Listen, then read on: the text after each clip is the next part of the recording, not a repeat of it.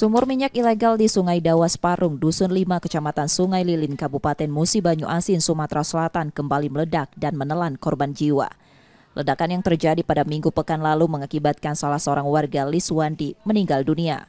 Kabid Humas Polda Sumsel, Kombes Sonarto menerangkan, meledaknya sumur minyak ilegal tersebut terjadi akibat bocornya keran sumur dan pipa saluran yang diduga sengaja dirusak warga setempat untuk mengambil tumpahan minyak dengan diperas.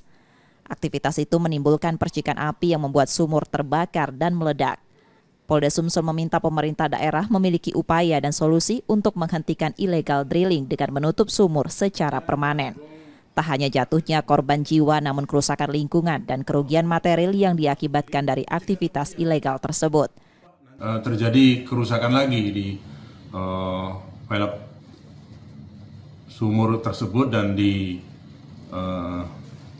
pipa saluran yang ini diduga disengaja dilakukan perusakan supaya masyarakat bisa mengambil tumpahan minyak. Dan kemudian karena aktivitas mengambil tumpahan minyak tadi itu, kemudian kemarin terjadi lagi semburan dan kebakaran. Mirisnya ini kemudian menimbulkan jiwa korban lagi.